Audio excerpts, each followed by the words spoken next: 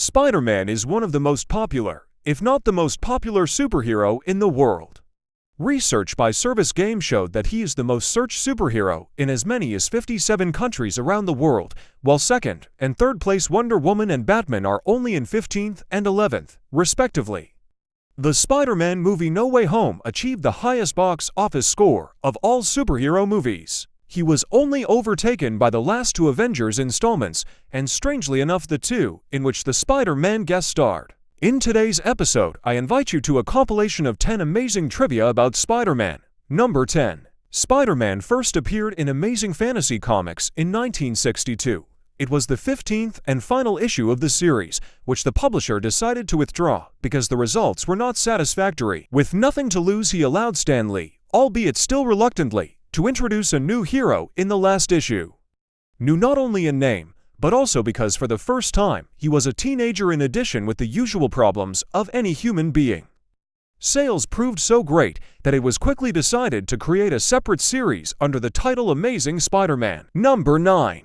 Most of you have probably never noticed, or at least wondered, why Spider-Man's nickname is written with a hyphen, but Superman, for example, is not.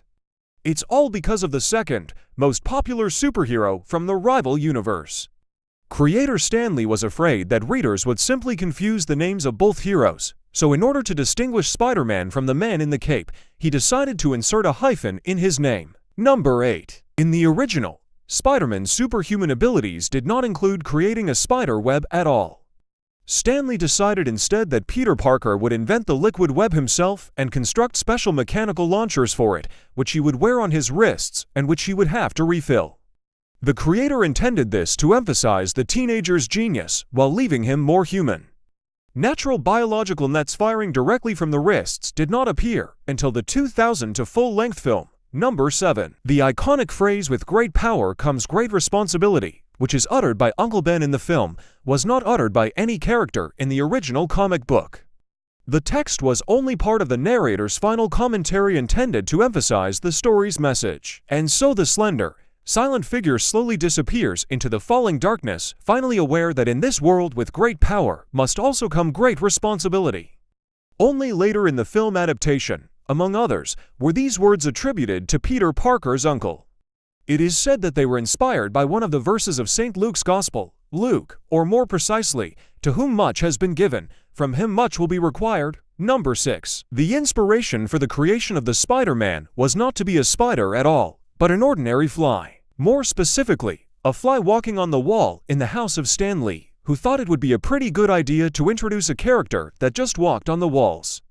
However, as a human fly wouldn't sound so appealing, it fell to another arthropod.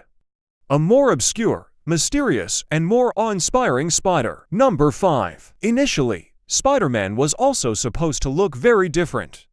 And not just because he was originally supposed to be a fly. The initial design of Spider-Man, designed by Jack Kirby, was virtually no different from other superheroes of the time. Muscular, with a mask halfway up his face and, of course, his underpants on top. Spider-Man creator Stan Lee, on the other hand, wanted his character to have features closer to a real spider. Among them, extra pairs of eyes and even jaws. Fortunately, cartoonist Steve Ditko reasoned with him that such a look would be too intimidating for teenage readers. And in the end, they worked together to come up with the friendlier design we all know today, with the characteristic large white eyes and spider web pattern. Number 4. One of the most absurd moments in the history of Spider-Man was undoubtedly the one in which the Spider-Man gained his own car, Spider-Mobile. The idea was so absurd that even the superhero himself joked about him many times in comics, calling it a fiasco or saying that he didn't need a car when he could swing on the web. Even if the vehicle itself had the ability to shoot nets and even move through walls. Its introduction in comic books was imposed by Marvel and dictated by nothing more than the desire for additional profit from toy sales. Number 3. Memes with Spider-Man are some of the most popular memes on the internet. However, the vast majority of them come not from the comic books, but from the animated series from '67. One of them, depicting 3 Spider-Men pointing at each other. Actually, only 2 in the original, the third was drawn by internet users, comes from an episode titled Double Identity, in which the Spider-Men accuse each other of being a fraud.